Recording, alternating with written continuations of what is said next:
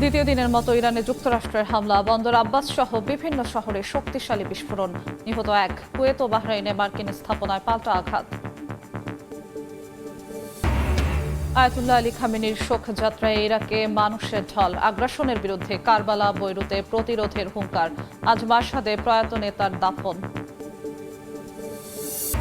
ভারতের পশ্চিমবঙ্গে কিশোরী ধর্ষণ ও খুনের ঘটনায় উত্তেজনা, কলকাতায় তৃণমূল বিজেপি নেতাকর্মীদের হাতাহাতি, শান্তিপূর্ণ মিছিলে বাধার অভিযোগ মমতার।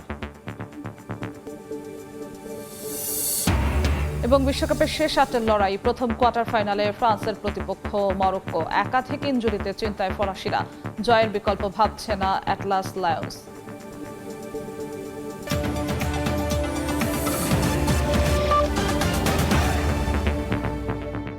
আন্তর্জাতিক সময়ের সঙ্গে আছি আমি জিন্নাতারা যশোয়া। ইরানে টানা দ্বিতীয় দিনের মতো বিমান হামলা চালিয়েছে যুক্তরাষ্ট্র। বন্দর আব্বাস, চাবাহার সহ বেশ কয়েকটি শহরে শক্তিশালী বিস্ফোরণের খবর পাওয়া গেছে। নিহত হয়েছেন একজন। ওয়াশিংটনের এমন আগ্রাসনকে চুক্তির চরম লঙ্ঘন হিসেবে আখ্যা দিয়েছে তেহরান।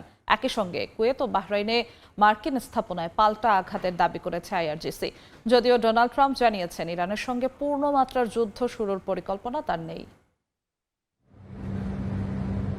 হরমুজ প্রণালীতে বাণিজ্যিক জাহাজে ইরান আক্রমণ চালিয়েছে এমন অভিযোগের জেরে দেশটিতে আবারও হামলা চালিয়েছে মার্কিন সেনারা। বন্দর আব্বাস, সিরিক, কোনারাক ও চাবাহার সহ বেশ কয়েকটি প্রধান শহরে একের পর এক শক্তিশালী বিস্ফোরণের শব্দ শোনা গেছে। পরিস্থিতি মোকাবিলায় বন্দর আব্বাস ও বুশেহর প্রদেশে সক্রিয় করা হয়েছে বিমান প্রতিরক্ষা ব্যবস্থা। ভারী বোমাবর্ষণের জেরে চাবাহার সহ কিছু এলাকার বিদ্যুৎ সংযোগ সম্পূর্ণ বিচ্ছিন্ন হয়ে পড়ে।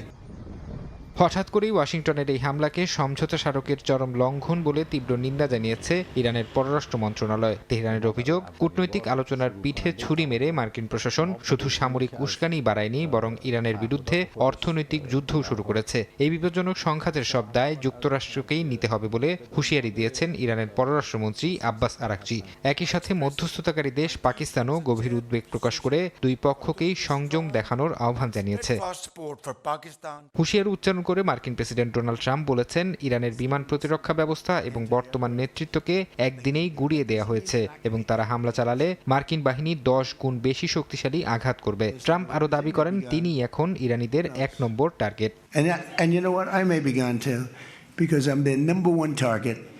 It's out all over the place. I'm their number one because they're scum. That's the way they act, and that's the way they've done it for 47 years. এদিকে মার্কিন ভাইস প্রেসিডেন্ট জেডি ভ্যান্স সাফ জানিয়েছেন, Iran যদি Hormuz প্রণালী বন্ধের চেষ্টা করে তবে মার্কিন সামরিক বাহিনী আরও কঠোর জবাব দেবে। ফারহাদ চৌধুরী, সময় সংবাদ। ইরানের প্রয়াত সর্বোচ্চ নেতা আয়াতুল্লাহ আলী খামেনির শোকযাত্রাকে কেন্দ্র করে ইরাকের রাজপথে মানুষের ঢল নেমেছে। কারবালার পবিত্র মাটিতে লাখো মানুষের উপস্থিতির পাশাপাশি বৈরুতের শোক সভাতেও প্রতিধ্বনিত হয়েছে প্রতিরোধ অক্ষের হুঙ্কার। আগ্রাসনকারীদের বিরুদ্ধে লড়াই চালিয়ে যাওয়ার ঘোষণা দিয়েছেন হিজবুল্লাহ প্রধান নাইম কাশেম। আজ ইরানের মাশহাদ শহরে দাফন করা হবে খামেনিকে। ইরানে শুরু হওয়া রাষ্ট্রীয় শোকযাত্রার অংশ হিসেবে আয়াতুল্লাহ আলী খামেনির মরদেহ বহনকারী কফিন পৌঁছায় ইরাকের নাজাফ ও কারবালায়। বুধবার রাতে কারবালায় খামেনির কফিন নিয়ে যাওয়ার সময় ইরাকি ও ইরানি পতাকা হাতে ঢল নামে হাজারো মানুষের। সেখানে উপস্থিত জনতা খামেনিকে স্মরণ করেন যুক্তরাষ্ট্র ও ইসরায়েলের আগ্রাসনের বিরুদ্ধে লড়াই করা এক আপোষহীন নেতা হিসেবে।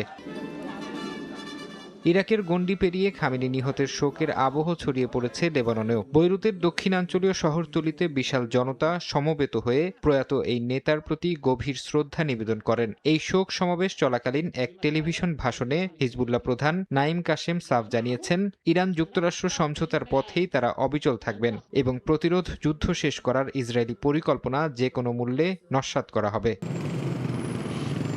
এদিকে বৃহস্পতিবার ইরানের অন্যতম পবিত্র ধর্মীয় নগরী মাশহাদে চূড়ান্ত জানাজা শেষে দাফন করা হবে খামেনিকে। ফারহাদ চৌধুরী, সময় সংবাদ।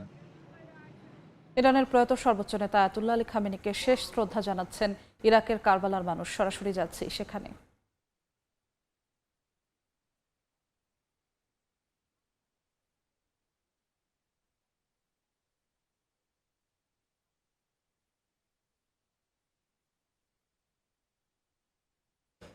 ইরানের সাবেক সর্বোচ্চ নেতা আয়াতুল্লাহ আলী খামেনিকে শেষ শ্রদ্ধা জানাচ্ছেন ইরাকের মানুষ। বর্তমানে রয়েছে কারবালাতে। কারবালার মানুষ তাকে অশ্রুসিক্ত নয়নে শেষ বিদায় জানাচ্ছেন। এর আগে আমরা দেখেছি ইরানে 3 দিনের রাষ্ট্রীয় শোকযাত্রা অনুষ্ঠিত হয়েছে। তারপর পার্শ্ববর্তী দেশ ইরাকে নেওয়া হয়েছে খামেনির মরদেহ, এবং ইরানে যখন আমরা দেখেছি রাষ্ট্রীয় শোকযাত্রা হয়েছিল তখন কোটি কোটি মানুষ ইরানের রাস্তায় নেমে এসেছিল এবং বিভিন্ন দেশের প্রতিনিধিরা সেখানে এসেছিলেন সম্মান জানাতে। বাংলাদেশ থেকেও সেখানে প্রতিনিধিরা গিয়েছিলেন, বাংলাদেশের জাতীয় সংসদের স্পিকার গিয়েছিলেন, বাংলাদেশের প্রতিনিধি হিসেবে বিরোধী দলীয় নেতারা সেখানে গিয়েছিলেন আয়াতুল্লাহ আল খামেনিকে শেষ শ্রদ্ধা জানাতে।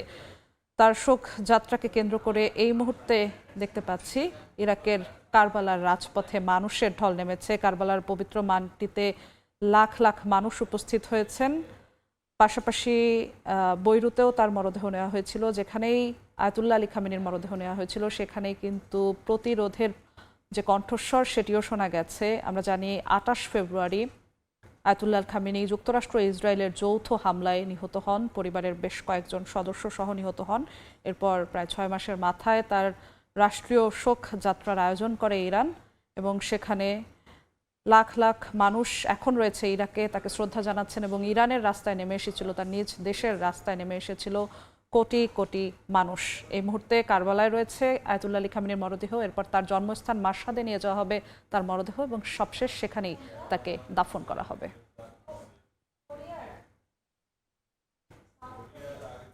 আন্তর্জাতিক সময় আরও থাকছে।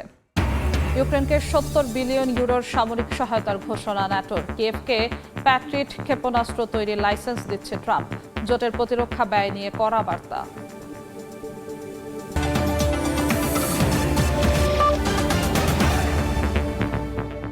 ভারতের পশ্চিমবঙ্গের বারুইপুরে কিশোরী ধর্ষণ ও খুনের ঘটনায় উত্তাল গোটা রাজ্য। পুলিশের গুলিতে মূল অভিযুক্ত নিহত হওয়ার ঘটনায় নতুন করে রাজনৈতিক বিতর্ক শুরু হয়েছে। এদিকে কলকাতায় তৃণমূলের প্রতিবাদ মিছিলে বিজেপি সমর্থকরা বাধা দিলে দুই পক্ষের মধ্যে হাতাহাতির ঘটনা ঘটে। বিজেপির বিরুদ্ধে শান্তিপূর্ণ মিছিলে বাধা দেওয়ার অভিযোগ তোলেন মমতা বন্দ্যোপাধ্যায়। বিস্তারিত জানাচ্ছেন সুব্রত আচার্য। কলকাতার অদূরে বারুইপুরে কিশোরী ধর্ষণ ও খুনের ঘটনায় কয়েকদিন ধরে উত্তপ্ত পশ্চিমবঙ্গ। ঘটনার প্রতিবাদে বুধবার দুপুরে বালিগঞ্জ থেকে মিছিল বের করার প্রস্তুতি নেয় তৃণমূলের যুব সংগঠন। তবে মিছিল শুরুর আগেই সেখানে স্থানীয় বিজেপি কর্মী সমর্থকরা জড়ো হয়ে তৃণমূল বিরোধী স্লোগান দিতে থাকেন। এক পর্যায়ে মিছিলে ডিম ছোড়া হলে পরিস্থিতি উত্তপ্ত হয়ে ওঠে। শুরু হয় হাতাহাতি, আহত হন বেশ কয়েকজন।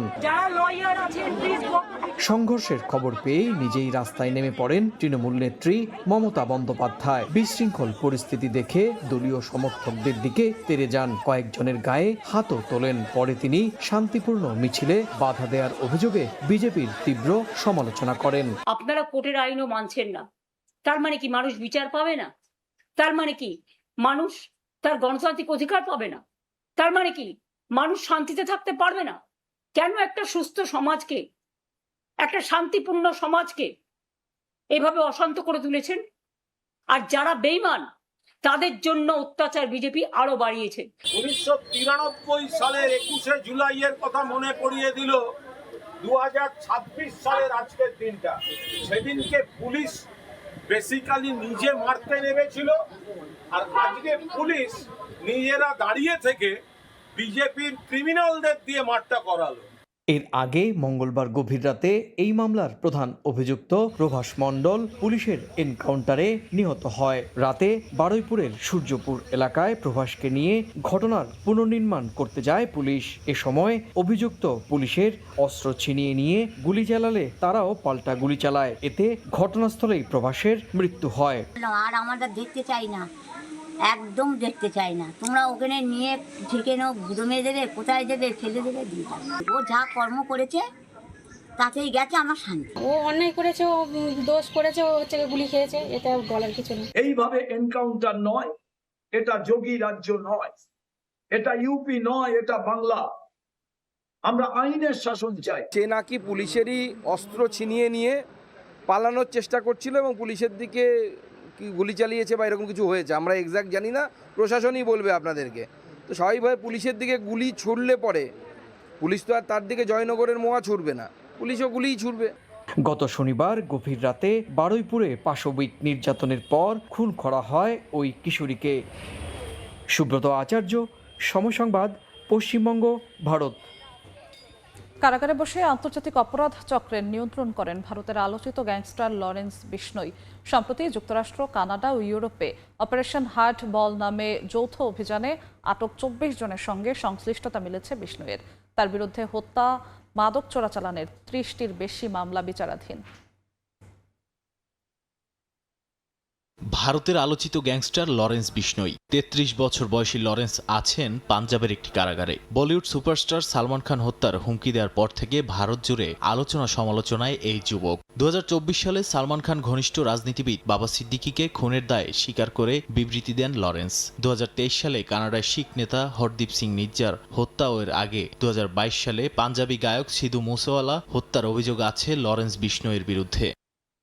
ছাত্র জীবন থেকে গ্যাংস্টার হয়ে ওঠা লরেন্স বিষ্ণোইয়ের জীবন শুধু সিনেমার গল্প নয়, তার চেয়ে অনেক বেশি। শুধু ভারত নয়, যুক্তরাষ্ট্র, কানাডা ও ইউরোপেও রয়েছে লরেন্স বিষ্ণোই গ্যাংয়ের বিশাল নেটওয়ার্ক। এর মধ্যে লরেন্স পেয়ে গেছেন আন্তর্জাতিক গ্যাংস্টারের তকমা।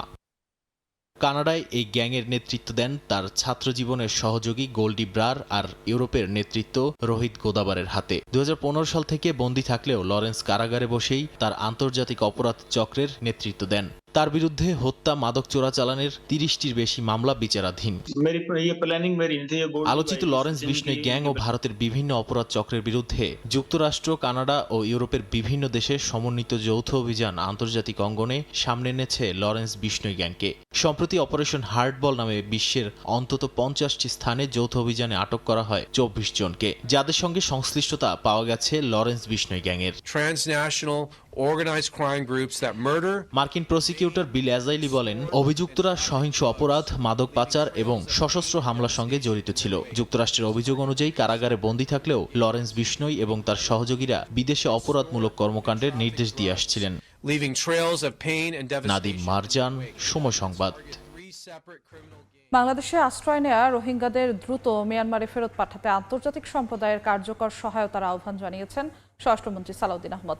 জাতিসংঘ সদর দফতরে সংস্থার under secretary general Rosemary A D কার্লোর সঙ্গে দ্বিপাক্ষিক বৈঠকে এই আহ্বান জানান তিনি। এছাড়া জাতিসংঘ পুলিশ প্রধানদের সম্মেলনে অংশ নিয়ে স্বরাষ্ট্রমন্ত্রী অপরাধের ধরন ও আন্তদেশীয় অপরাধী চক্র দমনে বিশ্ব নেতৃত্বের সমন্বিত উদ্যোগের উপর জোর দেন। যুক্তরাষ্ট্র থেকে লস্কর আল মামুনের রিপোর্ট। রোহিঙ্গা সংকট এখন বাংলাদেশের গণ্ডি পেরিয়ে আঞ্চলিক নিরাপত্তার জন্য বড় চ্যালেঞ্জ হয়ে দাঁড়িয়েছে। এই সংকটের সমাধান এবং রোহিঙ্গাদের দ্রুত নিজ দেশ মিয়ানমারে নিরাপদ প্রত্যাবাসন নিশ্চিত করতে আন্তর্জাতিক কূটনীতিতে নতুন করে জোর দিচ্ছে বাংলাদেশ। জাতিসংঘের রাজনৈতিক ও শান্তি বিনির্মাণ বিষয়ক under secretary general Rosemary A D কার্লোর সঙ্গে এক গুরুত্বপূর্ণ দ্বিপাক্ষিক বৈঠক করেন স্বরাষ্ট্রমন্ত্রী সালাউদ্দিন আহমদ। বৈঠকে বিশ্ব শান্তি রক্ষা ও শান্তি বিনির্মাণে বাংলাদেশের অবস্থান তুলে ধরার পাশাপাশি রোহিঙ্গাদের মিয়ানমারে ফেরাতে জাতিসংঘ সহ আন্তর্জাতিক সম্প্রদায়ের কাছ থেকে আরও জোরালো দৃশ্যমান পদক্ষেপের আহ্বান জানান তিনি। Your Excellency, Under Secretary General for Department of Peace Operations. Rohingya সংকটের পাশাপাশি বৈশ্বিক অপরাধের পরিবর্তিত ধরন নিয়ে জাতিসংঘে কথা বলেন স্বরাষ্ট্রমন্ত্রী। পঞ্চম United Nations chiefs of police summit বা ইউএন কপস 2026 এ অংশ নিয়ে তিনি বলেন, প্রযুক্তির দ্রুত বিকাশ ও অপরাধী চক্রগুলোর আন্তদেশীয় নেটওয়ার্কের কারণে প্রথাগত পুলিশিং ব্যবস্থার আমূল পরিবর্তন ও আধুনিকায়ন এখন সময়ের দাবি।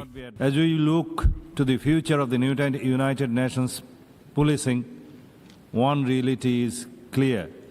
Tomorrow's challenges cannot be addressed with yesterday's capabilities. We must invest in highly skilled personnel, specialized expertise, and innovative approaches to remain effective in an increasingly interconnected world. সম্মেলনে 5 সদস্যের বাংলাদেশ প্রতিনিধি দলের নেতৃত্বে ছিলেন স্বরাষ্ট্রমন্ত্রী। পুলিশ মহাপরিদর্শক মোহাম্মদ আলী হোসেন ফকিরও সম্মেলনে অংশ নিয়েছেন। লস্কর আল মামুন, সময় সংবাদ, যুক্তরাষ্ট্র। তুরস্কের ন্যাটো শীর্ষ সম্মেলন থেকে ইউক্রেনের জন্য 70 বিলিয়ন ইউরো সামরিক সহায়তার ঘোষণা দেওয়া হয়েছে। কিয়েভকে প্যাট্রিয়ট ক্ষেপণাস্ত্র তৈরির লাইসেন্স দেওয়ার ঘোষণা দিয়েছেন ট্রাম্প। তবে ইউক্রেনকে সাহায্য ও শান্তি আলোচনার অগ্রগতির ইতিবাচক আবহের মধ্যেই ন্যাটোর ওপর ক্ষোভ উগরে দিয়েছেন তিনি। গ্রিনল্যান্ড ইস্যুতে ডেনমার্কের ভূমিকা এবং ন্যাটোর প্রতিরক্ষা ব্যয়ের ভারসাম্য নিয়ে কঠোর হুঁশিয়ারি দিয়েছেন মার্কিন প্রেসিডেন্ট। তুরস্কে শেষ হয়েছে ন্যাটোর শীর্ষ সম্মেলন। শেষ দিন জোটের সদস্য দেশগুলো ইউক্রেনের স্বাধীনতা ও সার্বভৌমত্বের প্রতি তাদের অবিচল সমর্থনের কথা পুনর্ব্যক্ত করেছে। ইউক্রেনকে সামরিক সরঞ্জাম, সহায়তা এবং সেনাদের প্রশিক্ষণের জন্য 70 বিলিয়ন ইউরো দেয়ার যৌথ ঘোষণা দিয়েছে পশ্চিমা সামরিক জোটটি। সম্মেলনের ফাঁকে মার্কিন প্রেসিডেন্ট ডোনাল্ড ট্রাম্প ও ইউক্রেনের প্রেসিডেন্ট ভলোদিমির জেলেনস্কির মধ্যে দ্বিপাক্ষিক বৈঠক হয়েছে। বৈঠকে ট্রাম্প ইউক্রেনকে যুক্তরাষ্ট্রের তৈরি প্যাট্রিয়ট ক্ষেপণাস্ত্র ব্যবস্থার উৎপাদন লাইসেন্স দেওয়ার ঘোষণা দেন। ট্রাম্প বলেন, এই প্রতিরক্ষামূলক ক্ষেপণাস্ত্র এখন ইউক্রেন নিজেই তৈরি করতে পারবে। একই সাথে পুতিন ও জেলেনস্কি উভয়ের প্রশংসা করে ট্রাম্প দাবি করেন, গত কয়েক সপ্তাহে ইউক্রেন শান্তি চুক্তি নিয়ে বেশ অগ্রগতি হয়েছে।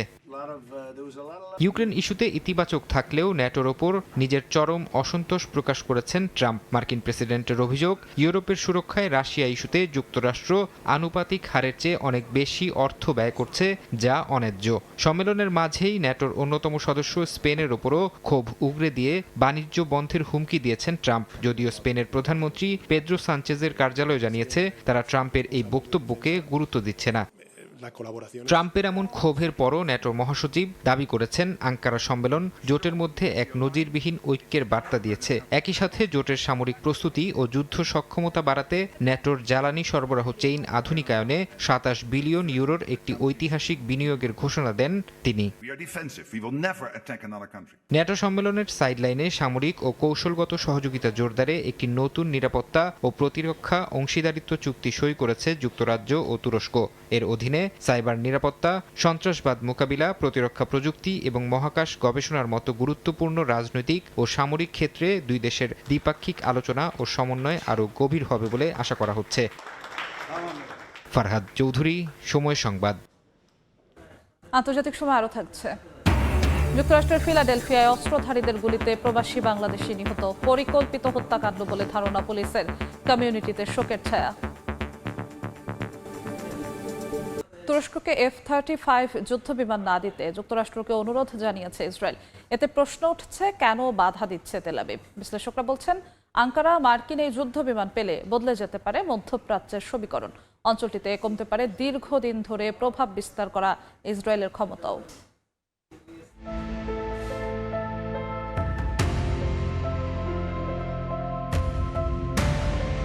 তুরস্কে ন্যাটোর শীর্ষ সম্মেলনে আঙ্কারার কাছে F-35 যুদ্ধবিমান বিক্রির ইঙ্গিত দিয়েছে যুক্তরাষ্ট্র।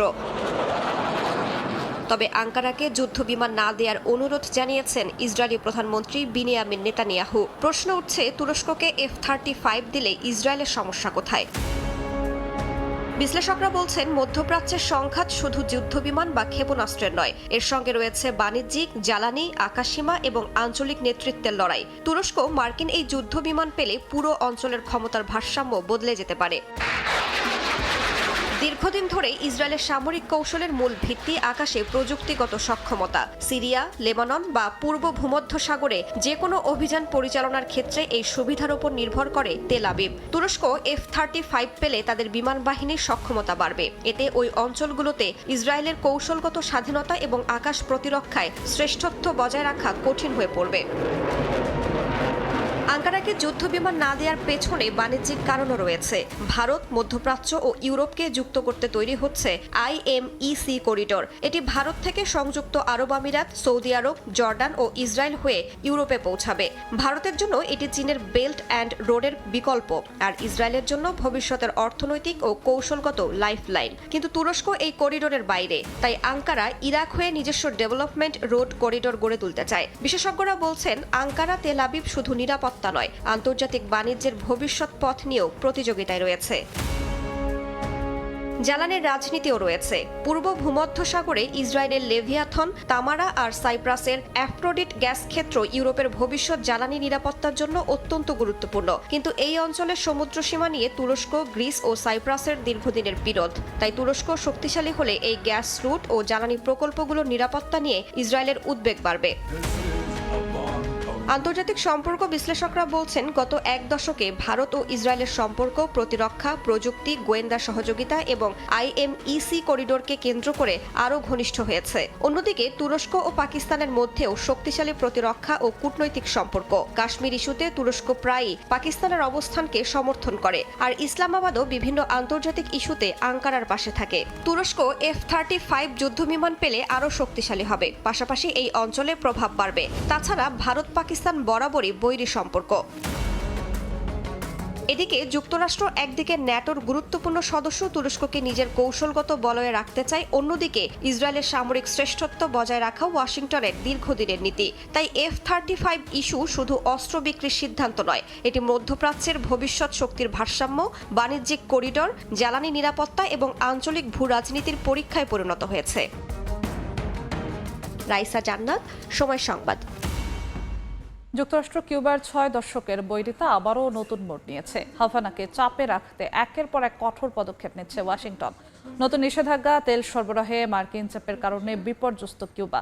হঠাৎ কেন কিউবার পেছনে লেগেছে যুক্তরাষ্ট্র? কিউবার বিরুদ্ধে যুক্তরাষ্ট্র মানবাধিকার লঙ্ঘনের অভিযোগ তুললেও বিশ্লেষকরা বলছেন ভিন্ন কথা।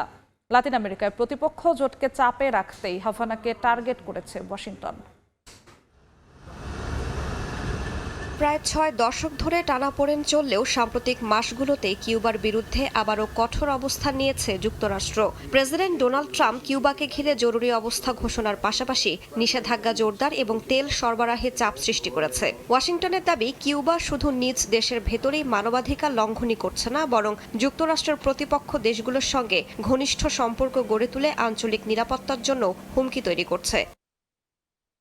যুক্তরাষ্ট্রের অভিযোগের কেন্দ্রে রয়েছে কিউবার দীর্ঘদিনের মিত্র ভেনেজুয়েলা। 1990-এর দশকের শেষ দিকে ফিদেল কাস্ট্রো ও হুগো শাভেজের ঘনিষ্ঠ সম্পর্কের মাধ্যমে দুই দেশের কৌশলগত জোট আরও শক্তিশালী হয়। তেল সমৃদ্ধ ভেনেজুয়েলা স্বল্প মূল্যে কিউবাকে জ্বালানি সরবরাহ করে, আর বিনিময়ে কিউবা গোয়েন্দা ও সামরিক সহযোগিতা দেয় বলে দাবি পশ্চিমাদের।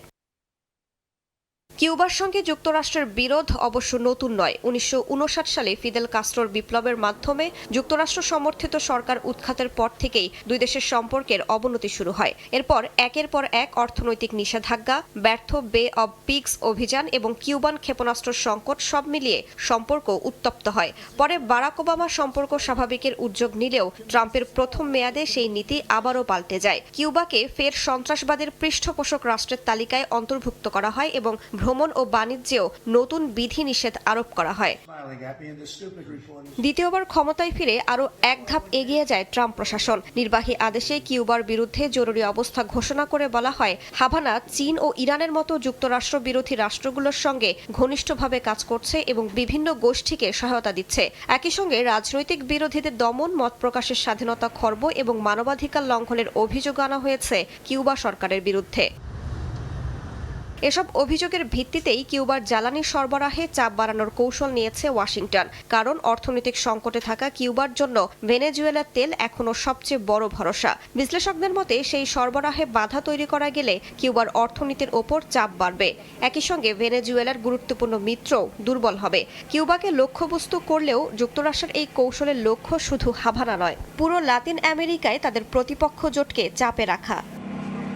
রাইসা জান্নাত, সময় সংবাদ। যুক্তরাষ্ট্রের ফিলাডেলফিয়ায় অস্ত্রধারীদের গুলিতে মাহফুজুল হক নামে এক প্রবাসী বাংলাদেশি নিহত হয়েছেন। স্থানীয় সময় মঙ্গলবার রাতে খাবার ডেলিভারি দেওয়ার সময় মুখোশধারীরা তাকে লক্ষ্য করে গুলি চালায়। 43 বছর বয়সী মাহফুজুল হক নর্থ ইস্ট ফিলাডেলফিয়ার বাসিন্দা ছিলেন। আলশাম উইলো গ্রোভে কাজ করতেন তিনি। পুলিশ জানায়, সাউথ ইথান স্ট্রিটের একটি ব্লকে মাথার পেছনে গুলিবিদ্ধ অবস্থায় পড়েছিলেন মাহফুজুল। পরে উদ্ধার করে হাসপাতালে নেওয়া হলে চিকিৎসক তাকে মৃত ঘোষণা করেন। ঘটনাস্থল থেকে তার গাড়ি, ডেলিভারি ব্যাগ এবং গুলির দুটি খোসা উদ্ধার করা হয়। প্রাথমিক তদন্তে একে পরিকল্পিত হত্যাকাণ্ড বলে ধারণা করছে পুলিশ। দক্ষিণ আফ্রিকায় সন্ত্রাসীদের গুলিতে নিহত হয়েছেন মোহাম্মদ ইয়াসিন নামে এক প্রবাসী বাংলাদেশি ব্যবসায়ী। নিজ ব্যবসা প্রতিষ্ঠান বন্ধ করে বের হওয়ার সময় পোর্ট এলিজাবেথে হামলার শিকার হন তিনি। মঙ্গলবার রাত 8:30টার দিকে দক্ষিণ আফ্রিকার পোর্ট এলিজাবেথ শহরে নিজের ব্যবসা প্রতিষ্ঠান বন্ধ করার সময় ওত পেতে থাকা অস্ত্রধারী সন্ত্রাসীরা মোহাম্মদ ইয়াসিনকে লক্ষ্য করে কয়েক রাউন্ড গুলি চালায়। হামলার পরপরই সন্ত্রাসীরা পালিয়ে যায়। তবে কী কারণে এই হত্যাকাণ্ড ঘটানো হয়েছে তা এখনও নিশ্চিত করতে পারেনি স্থানীয় পুলিশ। নিহত মোহাম্মদ ইয়াসিনের বাড়ি নোয়াখালীর মাইজদিতে। দীর্ঘদিন ধরে তিনি দক্ষিণ আফ্রিকার পোর্ট এলিজাবেথ শহরে ব্যবসা করে আসছিলেন। এই ঘটনায় স্থানীয় থানায় মামলা হয়েছে এবং পুলিশ তদন্ত শুরু করেছে। বর্তমানে তার মরদেহ পুলিশ হেফাজতে রয়েছে। প্রয়োজনীয় প্রশাসনিক প্রক্রিয়া শেষে দ্রুতই মরদেহ বাংলাদেশে পাঠানো হবে বলে জানিয়েছেন স্বজনরা।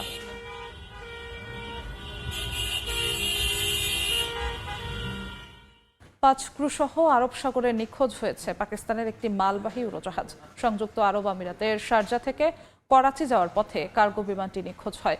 কর্তৃপক্ষ জানায় মঙ্গলবার রাতে পাকিস্তানের আকাশসীমার কাছাকাছি পৌঁছানোর পর করাচি থেকে প্রায় ৩০০ কিলোমিটার পশ্চিমে আরব সাগরে উড়োজাহাজটি যোগাযোগ বিচ্ছিন্ন হয়ে পড়ে। ফ্লাইটের সময় পাইলট একটি নেভিগেশন সমস্যার কথা জানিয়েছিলেন এবং এরিয়া কন্ট্রোল সেন্টারের কাছে সহায়তা চেয়েছিলেন।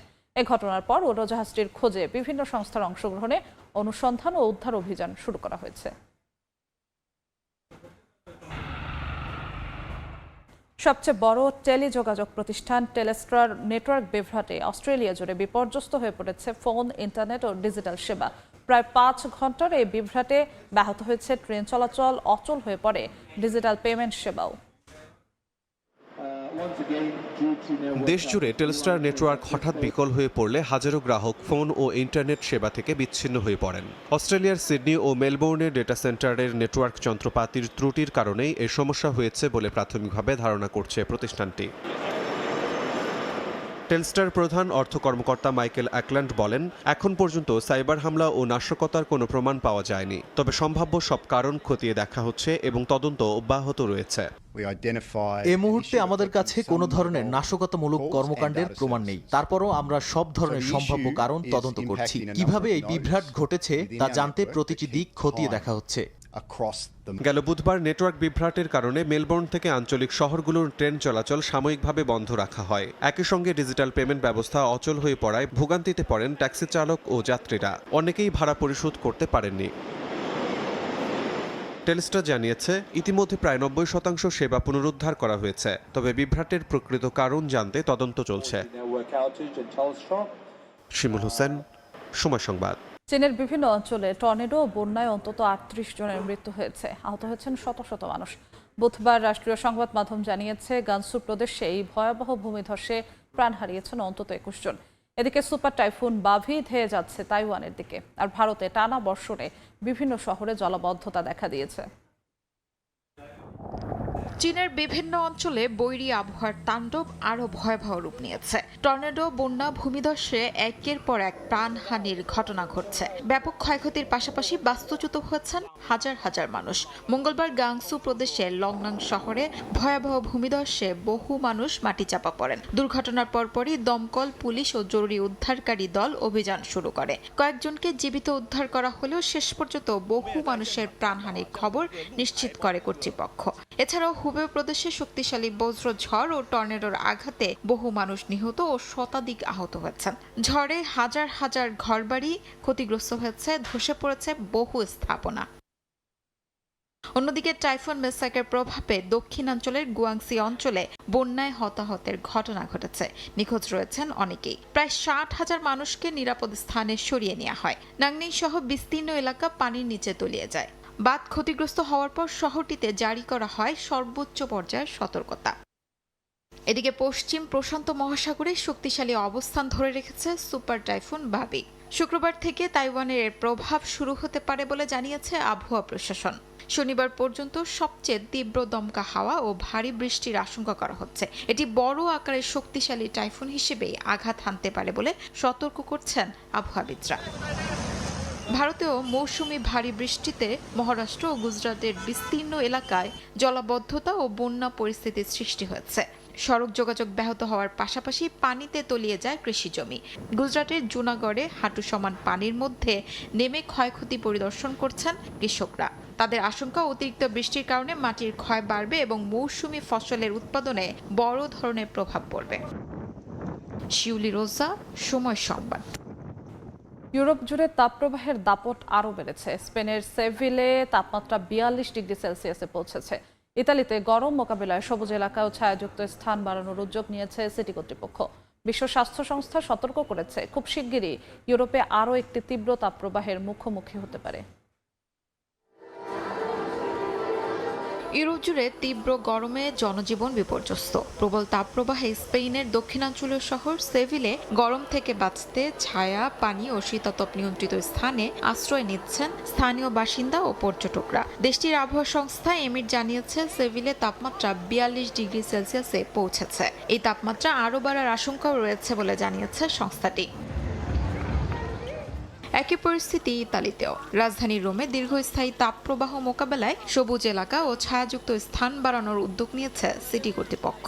পাশাপাশি একা বসবাসকারী প্রবীণদের নিয়মিত খোঁজ খবর নেওয়ার ব্যবস্থাও করা হয়। ইতালির স্বাস্থ্য মন্ত্রণালয়ের তথ্য অনুযায়ী টানা 15 দিন রোমে রেড অ্যালার্ট জারি ছিল। এদিকে বিশ্ব স্বাস্থ্য সংস্থা সতর্ক করেছে, খুব শীঘ্রই ইউরোপে আরও একটি তীব্র দাবদাহ আঘাত হানতে পারে। শিউলি রোজা, সময় সংবাদ।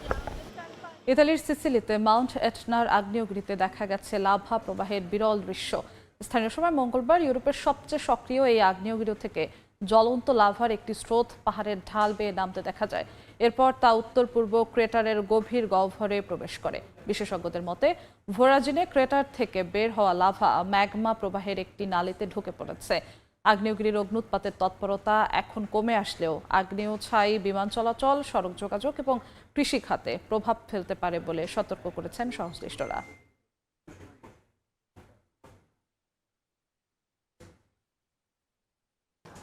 ফ্রান্স মরক্কো ম্যাচ দিয়ে শুরু হতে যাচ্ছে বিশ্বকাপের কোয়ার্টার ফাইনালের লড়াই। তবে খেলা মাঠে গড়ানোর আগেই আলোচনার কেন্দ্রে এই ম্যাচের রেফারি নিয়োগ। ফ্রান্স ও মরক্কোর ম্যাচে দায়িত্ব পালন করবেন আর্জেন্টিনার 5 জন রেফারি। ফুটবল সমর্থকদের মতে, সাম্প্রতিক বিতর্কের পর নিরপেক্ষতা ও ভারসাম্যের বার্তা দিতেই এমন সিদ্ধান্ত নিয়েছে ফিফা। বিশ্বকাপের শুরু থেকে রেফারিং নিয়ে বিতর্কের শেষ নেই। সমর্থকদের অভিযোগ, নির্দিষ্ট কয়েকটি দলকে ম্যাচে বাড়তি সুবিধা দিচ্ছে ফিফা। বর্তমান চ্যাম্পিয়ন আর্জেন্টিনা সহ সেই অভিযোগের তীর গেছে জার্মানি, ফ্রান্স, পর্তুগাল কিংবা আয়োজক যুক্তরাষ্ট্রের বিপক্ষেও। রাউন্ড অফ 16-এর লড়াই শেষে ফ্রান্স মরক্কো ম্যাচ দিয়ে শুরু হতে যাচ্ছে কোয়ার্টার ফাইনাল পর্ব, যেখানে শুধু খেলোয়াড় নয়, নজর থাকবে ম্যাচের অফিসিয়ালদের উপর। মরক্কো ও ফ্রান্সের ম্যাচের রেফারি প্যানেলের নাম ঘোষণার পর আবারও শুরু হয়েছে নতুন আলোচনা। ম্যাচে প্রধান রেফারি হিসেবে দায়িত্ব পালন করবেন আর্জেন্টিনার অভিজ্ঞ রেফারি ফাকুন্দো তেলো। তার সঙ্গে সহকারী হিসেবে থাকছেন হুয়ান পাবেলো, বেলাত্তি ও গ্যাব্রিয়াল চাদে। চতুর্থ কর্মকর্তা দারিও হেরেরা ও রিজার্ভ সহকারী রেফারি ক্রিস্টিয়ান নাভারো। অর্থাৎ ম্যাচের 5 জন অনফিল্ড অফিসিয়ালি আর্জেন্টিনার। এবারের বিশ্বকাপে এই প্রথম কোনো ম্যাচে একই দেশের 5 জন কর্মকর্তা একসঙ্গে দায়িত্ব পালন করতে যাচ্ছেন। আর্জেন্টিনা ও মিশরের শেষ 16 ম্যাচ পরিচালনা করেছিলেন ফরাসি রেফারি ফ্রাঁসোয়া লেতেক্সিয়ে। সেই ম্যাচের কয়েকটি সিদ্ধান্ত নিয়ে আপত্তি জানিয়ে ইতিমধ্যেই ফিফার কাছে অভিযোগ করেছে মিশর। অন্যদিকে ম্যাচের আগে ফরাসি রেফারি নিয়োগ নিয়েও প্রশ্ন তুলেছিল আর্জেন্টিনার কয়েকটি সংবাদ মাধ্যম। ফুটবল সমর্থকদের মতে, সাম্প্রতিক বিতর্কের পর ফিফার নিরপেক্ষতা ও ভারসাম্য বার্তা দিতেই এমন সিদ্ধান্ত নিয়েছে। তবে এই বিষয়ে ফুটবলের নিয়ন্ত্রক সংস্থা দেয়নি কোনো আনুষ্ঠানিক ব্যাখ্যা। অবশ্য অভিজ্ঞতার বিচারে ফাকুন্দো তেলো নিঃসন্দেহে অন্যতম নির্ভরযোগ্য রেফারি। কোপা লিবার্তাদোরেসের ফাইনাল সহ অসংখ্য আন্তর্জাতিক ম্যাচ পরিচালনার অভিজ্ঞতা আছে তার। টানা দ্বিতীয় বিশ্বকাপের দায়িত্ব পালন করা এই রেফারি এবারের আসরেও দক্ষিণ আফ্রিকা ও দক্ষিণ কোরিয়া এবং কানাডা, বসনিয়া হার্জেগোভিনা ম্যাচে সফলভাবে পরিচালনা করেছেন। ফাহিম ইসলাম, সময় সংবাদ। মিশরকে 3-2 গোলে হারিয়ে আর্জেন্টিনা কোয়ার্টার ফাইনাল নিশ্চিত করলেও এখনও আলোচনায় শ্বাসরুদ্ধকর সেই ম্যাচ। নানা বিতর্ক উস্কে দিয়ে আর্জেন্টিনা দলকে বাড়তি সুবিধা দেওয়ার অভিযোগ তুলেছেন মিশরের হেড কোচ হোসাম হাসান। শুধু কোচই নন, মিশরের ফুটবলার মোস্তফা জিকো রেফারিকে অন্যায্য ও নিষ্ঠুর বলে ক্ষোভ উগরে দিয়েছেন সামাজিক যোগাযোগ মাধ্যমে। আটলান্টা থেকে জানাচ্ছেন সাজেদ মুস্তাহিদ। ম্যাচের শুরু থেকেই দুর্দান্ত ছিল দ্য ফারাও খ্যাত মিশর, কিন্তু খাদের কিনারা থেকে ঘুরে দাঁড়ায় বিশ্ব চ্যাম্পিয়ন আর্জেন্টিনা। রোমেরো এবং লিওনেল মেসির ব্যাক টু ব্যাক গোলে সমতায় ফেরে আলবিসেলেস্তে। আর ম্যাচের একেবারে শেষ মুহূর্তে এনজো ফার্নান্দেজের হেডারে জয় নিশ্চিত করে আর্জেন্টিনা। তবে ম্যাচের আসল নাটকীয়তা জমে ওঠে শেষের ঠিক আগ মুহূর্তে। আর্জেন্টিনার ডি বক্সে ফরওয়ার্ড হুলিয়ান আলভারেজের চ্যালেঞ্জে মাটিতে পড়ে যান মিশর অধিনায়ক মোহাম্মদ সালাহ। পেনাল্টির জোরালো দাবি তুললেও ফরাসি রেফারি ফ্রাসোয়া লাতেক্সিয়া খেলা চালিয়ে যাওয়ার নির্দেশ দেন। এমনকি ভিএআর রেফারিকে সাহায্য করতেও এগিয়ে আসেনি। এর ঠিক আগেই মিশরের আরেকটি গোল বাতিল করে দেয়া হয় ভিএআর এর মাধ্যমে, যা নিয়ে প্রশ্ন উঠেছে বিশ্বব্যাপী। আর্জেন্টিনা প্রতিটি ম্যাচে রেফারি এবং ভিএআর থেকে সুবিধা পাচ্ছে এমন দাবি করে আসছেন অনেকেই। এবার ইজিপ্টের বিপক্ষে ম্যাচের শেষে এমন প্রশ্ন তুলেছেন খোদ ইজিপ্টের কোচ। আর্জেন্টিনা দল গেল বিশ্বকাপ জিতলেও সেই শিরোপা ছিল না বিতর্কমুক্ত। এবারও শিরোপার দিকে যত এগিয়ে যাচ্ছে মেসির দল, ততই বাড়ছে বিতর্ক, হচ্ছে সমালোচনা। সাজিদ মুস্তাহিদ, সময় সংবাদ, আটলান্টা, যুক্তরাষ্ট্র। দুর্দান্ত কামব্যাকে ইজিপ্টকে হারিয়ে বিশ্বকাপের কোয়ার্টার ফাইনালে আর্জেন্টিনা পা রাখলেও গণমাধ্যম সয়লাভ নেতিবাচক মন্তব্যে। অনেকেরই দাবি রেফারিংয়ের সুবিধা নিয়ে এই জয় পেয়েছে আর্জেন্টিনা। বিশেষ করে ইজিপ্টের একটি গোল বাতিল এবং ডি বক্সের মাঝে মোহাম্মদ সালাহর ফাউল উপেক্ষা করা নিয়ে চলছে সমালোচনা। যদিও ফিফার নিয়ম বলছে রেফারি যে সিদ্ধান্তগুলো দিয়েছে তা ছিল যৌক্তিক। আটলান্টা থেকে এস এম ইকবালের রিপোর্ট। অসম্ভবকে সম্ভব করে বিশ্বকাপের কোয়ার্টার ফাইনালে আর্জেন্টিনা। তবে আর্জেন্টিনার ইজিপ্টের বিপক্ষে এই জয় নিয়ে যতটা না প্রশংসা হচ্ছে, তার চেয়ে বেশি সমালোচনা চলছে সোশ্যাল মিডিয়ায়। প্রশ্ন তোলা হয়েছে, আর্জেন্টিনা কি নিজ যোগ্যতায় কোয়ার্টার ফাইনালে পা রেখেছে, নাকি ফিফা অর্থাৎ রেফারি আর্জেন্টিনাকে সহায়তা করেছে। সোশ্যাল মিডিয়ায় মূলত যেই আলোচনাটা চলছে সেটা দুটো বিষয় নিয়ে। প্রথমটি হচ্ছে মোস্তফা জিকো তার গোল বাতিল, এবং দ্বিতীয়টি হচ্ছে কুতি রোমেরো মো সালাহকে ফাউল করেছিলেন, রেফারি কেন মিশরকে ফাউল দিল না। এবার হচ্ছে আসলে ব্যাখ্যায় যায়। মোস্তফা জিকো দুর্দান্ত এক গোল করে মিশরকে 2-0 ব্যবধানে এগিয়ে দেন, কিন্তু কিছুক্ষণ পরই দেখা যায় রেফারি ভিএআর সিদ্ধান্তে যায় এবং সেই সিদ্ধান্তে গোলটি বাতিল হয়। এর পেছনে স্পষ্ট ব্যাখ্যা রয়েছে, যে ব্যাখ্যাটি হচ্ছে মিশর আর্জেন্টিনার দিকে বলটা নিয়ে আসে, তখন সেখানে স্পষ্ট দেখা যায় লিসান্দ্রো মার্তিনেজের সঙ্গে মারুয়ান আইতা তার একটা ডুয়েল ক্ল্যাশ চলছিল, এবং সেই ক্ল্যাশের এক পর্যায়ে মারুয়ান লিসান্দ্রো মার্তিনেজের পায়ের পাতায় বুট দিয়ে আঘাত করেন। তো সেটা রেফারিং এ একেবারে স্পষ্ট ভাষায় বলতে গেলে অবৈধ। পরবর্তীতে ভিএআর চেক করে দেখেন যে এটা সত্যিকার অর্থেই ফাউল ছিল, যার কারণে মোস্তফা জিকোর যে গোলটি সেটি বাতিল করা হয়। এবার আসি দ্বিতীয় প্রসঙ্গে। আর্জেন্টিনা ডি বক্সে দেখা যায় কুতি রোমেরো মো সালাহকে ফাউল করেন। এখন প্রশ্ন হচ্ছে, আগেরটা যদি ফাউল হয় তাহলে এটা কেন ফাউল না? এইখানেও ফিফার স্পষ্ট একটা ব্যাখ্যা রয়েছে, যে ব্যাখ্যাটি হচ্ছে কুতি রোমেরো বা মো সালাহ যখন একে অপরের সঙ্গে বল নিয়ে কারাকারি করছিলেন, তখন বলে যে ফার্স্ট টাচ সেটা কুতি রোমেরো মো সালাহর এগেইনস্টে দেন, এবং ডুয়েল উইনে মো সালাহকে হারিয়ে কুতি রোমেরো কিন্তু বলটি নিয়ে নেন। বল যখন লুজ করে ফেলেন মো সালাহ, পরবর্তীতে অসাবধানতাবশত মো সালাহর পায়ে গিয়ে লাগে কুতি রোমেরোর পা, যেটি আসলে ফিফার যে আইন সেটা স্পষ্টত অবৈধ না। সুতরাং যে দুটো ঘটনাকে সামনে আনা হচ্ছে এটি আদতে ঠিক না, এবং স্ক্যালোনির ট্যাকটিক্সে যে ঘাটতিগুলো লক্ষ্য করা গেছে সেটি যদি অব্যাহত থাকে তাহলে হয়তোবা আর্জেন্টিনার বিশ্বকাপ যাত্রাটা আর খুব একটা লম্বা হবে না। আটলান্টা স্টেডিয়াম থেকে এস এম ইকবাল, সময় সংবাদ, যুক্তরাষ্ট্র। বিশ্বকাপে অন্তত কোয়ার্টার ফাইনাল খেলা দলগুলোর মধ্যে সবচেয়ে বেশি ফাউল করেও কম কার্ড দেখেছে আর্জেন্টিনা। এক্ষেত্রে রেফারি অনেকটা কঠিন আচরণ করেছে ব্রাজিল, ফ্রান্স, মরক্কোর প্রতি। এদিকে বিশ্বকাপে ব্রাজিল সর্বোচ্চ সংখ্যক লাল কার্ড দেখলেও ইতিহাস বলে হলুদ কার্ডের শীর্ষে আছে আরেক লাতিন পরাশক্তি Argentina. The FIFA fair play wanted Messi to continue the World Cup. It's a shame. It's bullshit. I think it's very bad for football. That was super unfair. Why FIFA? This for Messi. Take it. That's a rubber game. AJ should supposed to be win the game, man. কোনো দলের প্রতি বিশেষ সুবিধা, আবার কিছু দলকে কোণঠাসা করা, রেফারির পক্ষপাতিত্ব নিয়ে এমন বহু অভিযোগ বিতর্কে জর্জরিত এবারের বিশ্বকাপ। মার্কেটিংয়ের জন্য মেসিকে টুর্নামেন্টে টিকিয়ে রাখছে ফিফা।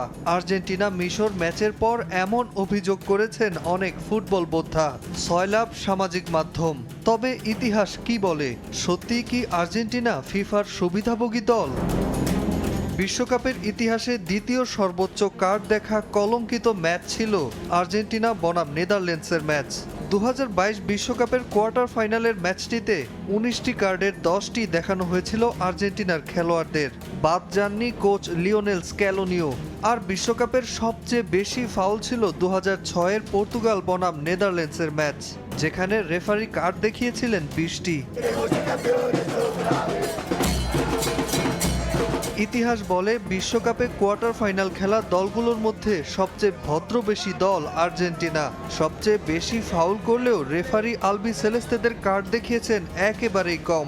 গড়ে 22টা ফাউল করার পর একটি কার্ড পায় আর্জেন্টিনা। স্পেন আছে তালিকার 2 নম্বরে। গড়ে 17টার মতো বেশি ফাউল করলে রেফারি তাদের কার্ড দেখায়। এরপর একে একে আছে Norway, France, Brazil, Switzerland, Belgium ও মরক্কো। আর তালিকার তলানিতে ইংল্যান্ড, যারা ফাউল করলেই ধরিয়ে দেওয়া হয় কার্ড। এ কারণেই বিশ্বকাপের ইতিহাসে সবচেয়ে বেশিবার লাল কার্ড দেখেছে ব্রাজিল। এ পর্যন্ত 11টি কার্ড দেখে তালিকায় সবার ওপরে 5 বারের বিশ্ব চ্যাম্পিয়নরা। তাদের ঘাড়ে নিঃশ্বাস ফেলছে আর্জেন্টিনা ও ক্যামেরুন। 9টি করে কার্ড নিয়ে যৌথভাবে তালিকার দ্বিতীয় স্থানে। 8টি করে লাল কার্ড নিয়ে পেছনে আছে নেদারল্যান্ডস, ইতালি ও উরুগুয়ে। এরপর আছে জার্মানি, মেক্সিকো, ফ্রান্স ও পর্তুগাল। আর হলুদ কার্ড পাওয়া দেশগুলোর মধ্যে অন্যতম Argentina, Brazil, Germany, Netherlands, Italy ও মেক্সিকো। নাজমুল হাসান পুলক, সময় সংবাদ। আন্তর্জাতিক সময় শীর্ষ সংবাদগুলো জানিয়ে দিচ্ছি আরেকবার। দ্বিতীয় দিনের মতো ইরানে যুক্তরাষ্ট্রের হামলা, বন্দর আব্বাস সহ বিভিন্ন শহরে শক্তিশালী বিস্ফোরণ। কুয়েত ও বাহরাইনে মার্কিন স্থাপনায় পাল্টা আঘাতের দাবি আইআরজিসির। আয়াতুল্লাহ আলী খামেনির শোকযাত্রায় ইরাকে মানুষের ঢল। আগ্রাসনের বিরুদ্ধে কারবালা, বৈরুতে প্রতিরোধের হুঙ্কার। আজ মাশহাদে প্রয়াত নেতার দাফন।